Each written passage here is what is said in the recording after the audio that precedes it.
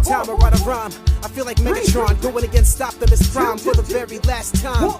Once you stand with your Cause the overweight lovers in the house. The overweight lovers in the house. The overweight lovers in the house. The overweight lovers in the house. What's going on, y'all? Welcome to a little thing that we call the What's Cipher. up? I am your host, Marcus the Kid Warren, and with me is my man Muff. How you doing today, sir? I'm doing great, man. I'm doing great, but I got some things in my mind a little bit. Oh, how about this? This is what we got going on back here. For those who check us out all the time, you know we got a little different setup going on today. Mm-hmm. Got a little setup. We're trying to go a little bit big time. You know, we're going from like the basement bargain to, you know, public access, whatever the heck. I don't We're know. stepping up the public access. Yeah, you know. Anyway, what's up, man? What's going on with you, man? What's happening? Well, you know, man, this whole thing, you know, we were talking earlier today about those issues with the Penn State. You know what I'm saying? Oh, So snap. I got to You know what? thinking, right? Okay, Well, go ahead. I think this is all conspiracy, dude. Share. It's all conspiracy. This is a conspiracy brought up by the Vatican itself. Trying to get heat off the priests. That's what it's all about, man. And if y'all don't see that, y'all don't drink the Kool-Aid. Now, the new college coaches are the new priests of now. You know what I'm saying? About touching little boys. Let me take it a step further. I listened to this one. There's one podcast I listened to by this brother named Tariq Nasheed. Mm-hmm. It's called MacLessons.com. Excellent podcast. Check it out. Now, listen to his latest podcast regarding the Penn State situation. Mm-hmm. You know, well, it wasn't about the Penn State. He brought it up in the middle of his podcast. And he brought up some excellent points. Okay. Such as? I try to bring this all together. I'm not going to be nearly as eloquent as this brother is about it, but I will look at it like this. He's talking about the fact that, regardless of how you look at it, single parent raising your child, it hasn't worked. And this is why. If you come from a single parent household, for the most part, this is a very general comment here, general assessment here. Okay. The mother's supposed to be the nurturer. Mm-hmm. The father's the protector. Mm-hmm. Mother's the nurturer. Father's the protector. Okay. Okay. Now, if you're a mother, you're not there to. It's because of what I say. You're not there protecting the kid, right? So when you look at all of these boys that have been specifically in the black community, you know, look at all these boys that have been molested or fondled. Really, there's nobody. It's usually somebody that's close to them. You know, whether it be an uncle or somebody who's not related to them, that's around all the time because there's nobody to stop that mess. Okay. You know what I mean? And you think that these? Well, I'm about to go there. So look at this. What's the second? I keep saying second chance, but I forget the name of the association or the thing that he had going on at Penn State. Jerry Sandusky, his whatever that was. I forget what the name of the organization was. But basically, it was basically a pedophile ring going on over there, and. These if some guy from, you know, comes to you and say, look, I have this thing going on here. Why don't you send your son to camp with us?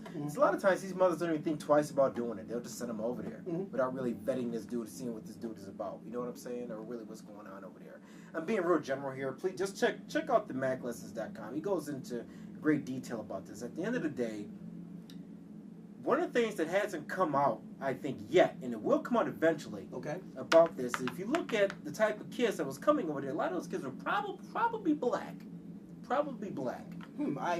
Okay. You know, and the reason why I say this is because that organization catered to lower class or kids who didn't either have a father figure or, how can I say, I keep saying lower class, but I don't mean that black people are lower class, but just people who don't make as much money, who need a second chance, like who didn't have that going for them. You know what I mean? That's why you haven't really seen the demographic of the kids that he had there yet. It's coming out, and he talked about this. Okay. You know, and that's going to me, it's going to kind of change or open up a can of worms about really what's going on with this type of stuff here. Now, I know the Syracuse issue is a little bit different. You know what I mean? I don't even know if that's even legitimate because...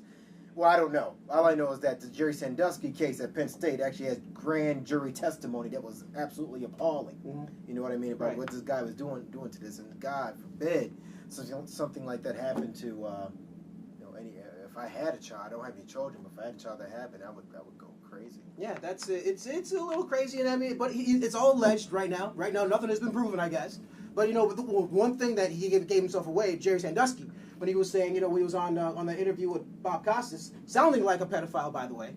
You know, it's funny because once people get caught out there and they're crazy and they're whackness, they look exactly like the type of person would do that, don't they? like if I see Jerry Sandusky a year ago, to me he would be defensive coordinator. Mm-hmm. A year ago, I would say that. Now when I look up, I say, yeah, he looked just like a pedophile. Mm-hmm. You know what I mean? Especially when somebody asks you if you like little boys or if you like touching little boys, and you pause, mm-hmm. and you have to think about that. Oh, I'll prove my point. Hey, Muff, how you doing today, sir? do you like touching little boys? No, I do not. See, there you go. There you go. And especially if it was something like that, something like an accusation like that, I would be a little bit mad. Oh, okay, Muff, ask me the same question. Okay, you touching them a little Nigga, bit? I'll kill you. No, see, that's the way you're supposed to answer that question. If somebody says something like that, you're not supposed to pause and then think about it. Nah. You know? Well, and then too, like based on how guys look, and as far as now that I'm thinking about it, you ever hear like when somebody tells you that somebody's racist, and do you look and be like, they look racist? You see, I can see all they in their face. How does somebody look racist? How do you look like a pedophile? I don't know. You don't, but you can definitely sound like one. And your boy, what's his name, Bernie Fine from Syracuse, you know. I guess he was touching ball boys and stuff like that. Allegedly, but I mean, Jim Boeheim, speaking to your point about coming out strongly against it, Jim Boeheim, the head basketball coach at Syracuse, is like, yo, this dude, this lies, period. He came out strong against and backed this man. And really, that's kind of what you're supposed to do if you don't believe something exactly. like that. Nigga, You know? I'll kill you. That's what you're supposed to say. That's what you're supposed to be like, look, no, none of that. But all that stuff happened, and, you know, I guess he was out there touching ball. And, you know, it's really funny, because right now, very fine, they're now finding every single clip of him patting one of his players on the ass. I thought that was hilarious. I don't know if anybody else caught that. When I was when it broke, all you saw was him patting players on the ass. Right. You know, it's real funny, too, man. Like, when you think about all these cases that have happened, I'll start going back into my own past, thinking about, cause I went to a Catholic school, and I'll share this. This is funny, I think. It's not funny, but it is. I'm not going to say the dude's name. I went on a retreat one time. It was a Catholic school. We went on retreat. And I think, if I remember correctly, there was an English teacher we had that was, you know, he probably was a little, you know your teachers are probably, some of the teachers were probably, might have been a little, God, I don't want to gay bash or anything like that, you know, call him maybe a little moist. I don't know what you want to call it. Okay, he was probably gay. I have nothing against gays, but this is probably what happened here, right? So, with that said, you know, we're over here. The dude comes in, and he tackles me, and I'm like, this dude's like a little, you know. Are you about to drop a bomb on me right now? No, I'm not going to drop it. I'm not going to drop a bomb. Some heavy stuff on me right now. But yeah, he tackles me, and I'm like, why is this dude always? I mean, he wasn't that great of an athlete. Why is he catching me all the time? You know what I mean? So I quit the game. Went to the side enough today. I know we were. You know what I mean? This dude keep tackling. He said, okay, no, like, all right, I'm like, get off. No, let's in the shower. Yeah, exactly. So there you have it. But anyway, we're not here to talk about that today. Right. We're talking about a little bit something a little bit more positive. Well, not. I shouldn't say so positive. I mean, obviously, you know, we had the passing of Heavy D recently. And Muff thought it would be a very morbid and righteous thing to. A morbid? Yes. Why? Yes. Why is it morbid? Okay, go ahead. I'm only joking. I digress. But, you know, it was one of the things that I was feeling some kind of way about. Right. You know, when you called me, say, hey, you know, let's do a review of Heavy D's latest album. Right. Okay. So I said, look, I'm thinking to myself, what if it sucks? Well, what if it sucks? Because, hey, you know, some of my greatest. You know, some of my favorite rappers have put out some questionable product. Oh, you know what I'm saying? We talked about KRS before, so yes, that's my favorite all-time rapper. rapper. He's the best, and he's been out some. But anyway, you know, that's so crazy. Anyway, so I mean, and recently too. Speaking of Heavy D, yeah, Love Opus is the name of the album we're reviewing today. He put out this album, I believe, in late September. Just to back up a little bit, you know, he passed away. You know, rest in peace to Heavy D. And recently, actually, I listened to a mixtape that DJ Premier put on his podcast. It was just going through all of his hits, man. And you forget how nice Heavy D really was, man. Heavy D was just. I mean, he was going to do a collabo too. I understand with Biggie just before he died too. Really, you were talking about that. They did a couple things together. You know, Heavy D is also the cousin of Pete Rock. A lot of people don't know that. Some people know it. Heavy D's put out some quality albums, and like he kind of I wouldn't say he was like, even though he was a nice a rapper that was like quote non-threatening. You don't look at him as you would look at, say, how Will Smith was. Will Smith, right? Yeah, Heavy D was still cool. Like he was like Heavy is that dude still, no matter how you look at it. You know what I mean? He wasn't a gangster rapper at all, but he was just you know some of his joints. Like I remember, man, the Overweight Lover in the House is still my. You play that now. Okay? That was man, the true. You know, and and even his comeback album, Nothing But Love. I got nothing but love for you, honey. That was off the hook. Okay. Black coffee, no sugar. Black coffee, no sugar, no cream, whatever. I got the hook up. That's the kind of girl I want down with my team. Yes, anyway. I forget. You know, Gene. He put out recently, even before this album, Love Opus. He put out the reggae album too. Yeah, you know, 'cause he is Jamaican. Jamaican, by the way. I say he's Jamaica. He is Jamaica. No, he's Jamaican. Okay, but the album. Yes. Love Opus. Love Opus. That was solid, and I think you made a great point. I don't want to steal your thunder, but I didn't really understand. Well, I understood the direction he was kind of going with it because there was a lot of singing in this, and I don't want to take your thunder. I know where you're at on it, but there's a couple of joints. It's short. It's almost like an EP, almost like if you ask me. It's a very short album. Right. I thought the album had some good points. My two favorite songs on the album is Valentine and or Still Missing You, Hello. And Valentine, there's my three. You know, production-wise, I thought it was solid, very mellow, R&B-ish, grown man type hip hop, and you know, you could tell with this album he's kind of appealing to an older demographic, even though he's a mainstream rapper, so to speak. He's still appealing to the older hip hop cats. You can tell with this album. Right. So for that, I'm not mad at him for doing that. But you know, the album was okay for me. It wasn't great.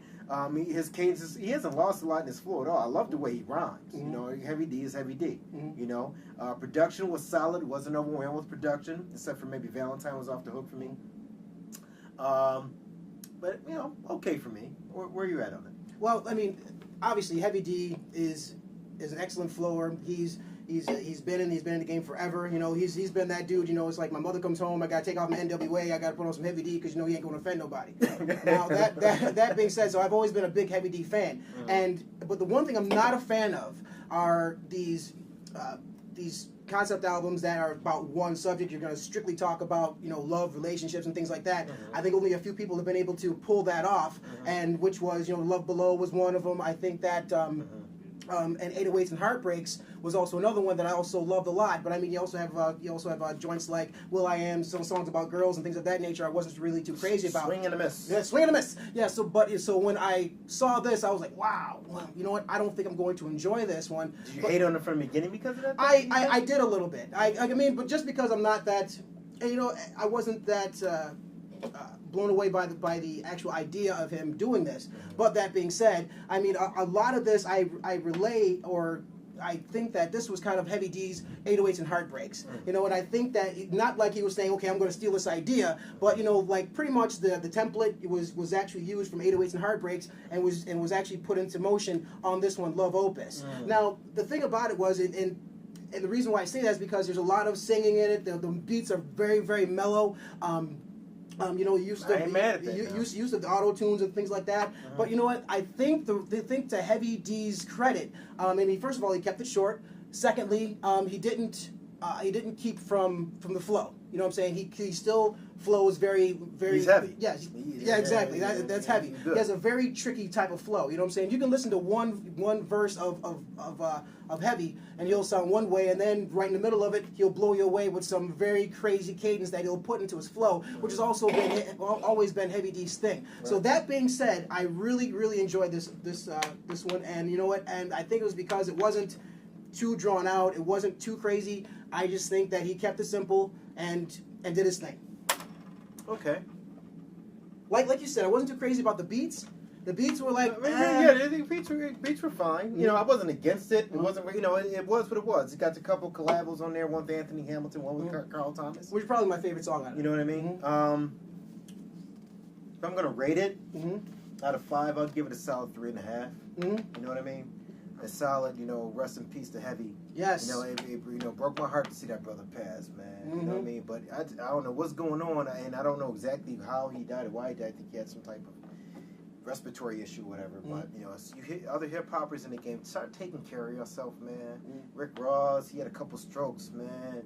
Eric Sermon. I was just gonna say Heart Eric attack, Sermon. man. That's you know what crazy. I'm saying? So take care of yourself, man. I don't know if it's from partying. I don't know what's going on, but you know, you got to look after yourself. You know, cats is getting older. We all getting older. Yes, got to sir. take care of yourself, man. You know, your body is your temple. You know what I'm saying? So you can't just, you know, party it up and not suffer the consequences of not taking care of yourself, basically. So. Which is a funny thing you say getting old, because I thought at this point in my life, this would be the album that I would really love to hear all the time. And my taste in hip hop has not changed since I was 13 or 14 years old. You know, Bob Deep recently put out their EP that he put out. I played a song off of that for you yesterday, and it's gangster as hell. Yes. But it's banging. It is absolutely banging. So that hasn't changed. I just like all music. I like that. I like the smoothness, but also like my ruggedness too. You know what I'm saying? I like, you know, the smoothness that Heavy D gave us, but I like the hardness that we get from a Joe Budden or listen, Kool G Rap. You know, that brother put out a hard album this year. I love it. I love the way he rhymes. I really like the way Kool G rhymes. Not to digress too much, but because he's got that lisp when he rhymes, and it makes it sound sweet as hell because he got a lisp. It's crazy to me. But anyway, I'm gonna go ahead and rate this one. I'm around where you are. I gave it about a 3 ciphers, so you know, 3.5, 3. I don't think we're too far off of that one. Anyway, if y'all want to hit us up, let us know what you think about the Heavy D album, Love Opus. You can hit us up on our Gmail account, which is kidandmuff44@gmail.com. That's KIDDANDMUFF44@gmail.com. You can also hit us up on our Twitter account. We're also the same, kidandmuff44 on Twitter. You can also hit us up on Facebook. We are the Cipher Crew. So hey. Nigga, I'll kill you. Don't kill me. Anyway, that's all I got. That's all we got for the Love Opus. Yeah. And we hope y'all enjoyed it. And check it out. Why? Why? Because the Cipher said so, son. Peace. Peace. And you don't stop, my man Trey. And you don't stop, Johnny Boom Bats. And you don't stop, my man Muff. And you don't stop, my nigga Woo. And you don't stop, Little Brooklyn. And you don't stop, Grand Jury. And you don't stop, Jay White. And you don't stop, Cipher Music. And you don't stop. Check it, we rise from the grave with the